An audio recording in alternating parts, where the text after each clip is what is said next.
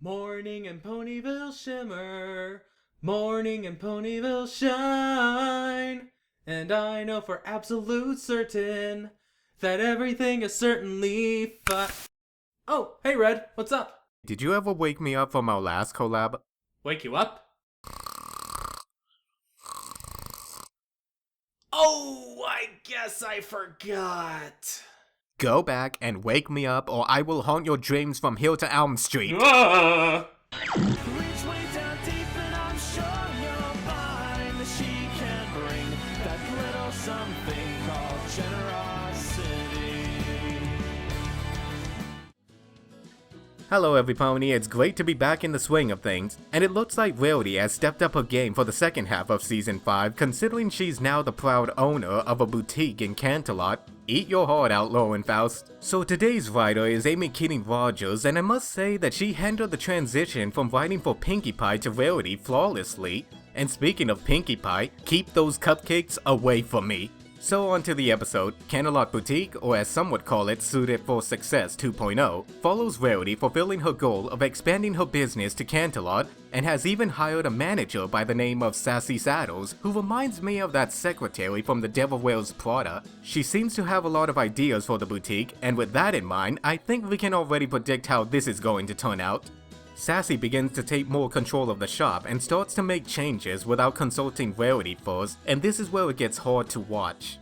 I mean, stealing the spotlight of the grand opening of the boutique, changing the name of Rarity's dress, and sticking her with all 100 and plus orders of the same exact dress? I think we just found our main foil in the episode. Now if only I can find Waldo.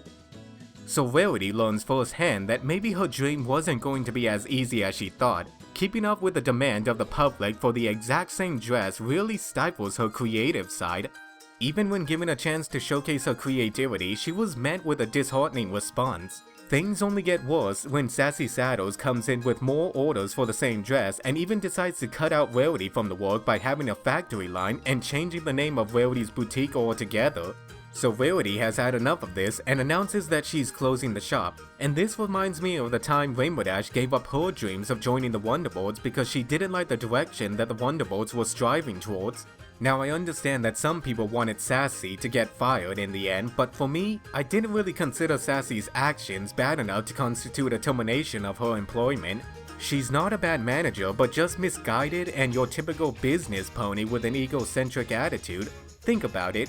She's done her research on Canterlot's fashion and marketing tactics and is making these changes for the better of the shop in order to keep the doors open.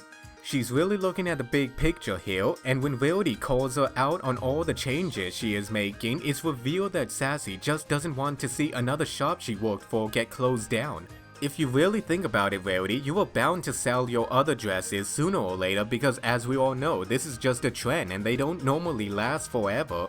Maybe Sassy's methods were a little too ambitious and self-centered at times, but at least she got business booming on the first day of opening. So Rarity gets a chance to run the shop the way she wanted to and even lets Sassy keep her manager position just so long as she follows her guide of every dress getting the TLC it needs. I also want to point out that we finally got another song in the season.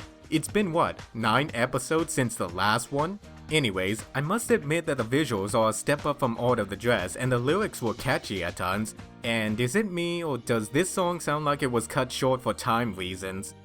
Maybe I need to listen to it a few more times.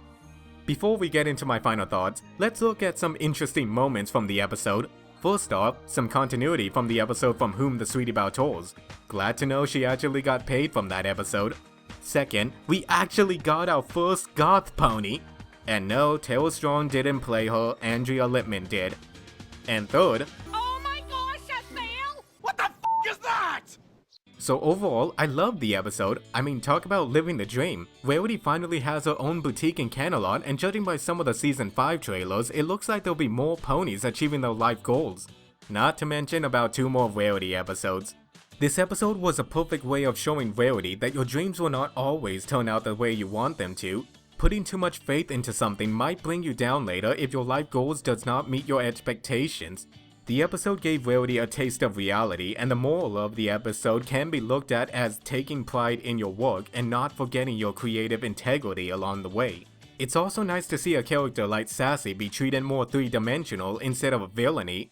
All everyone needs is a second chance. I can't really find that much issues with the episode other than just some pony needing an attitude adjustment, Sassy's realization coming a little too fast, and the similarities between this episode and Rarity Takes Manhattan is almost too noticeable.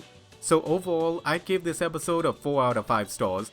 That's all for now. Let me know what you all thought about the episode in the comments below. As always, I'm Record and I watched it and you can too.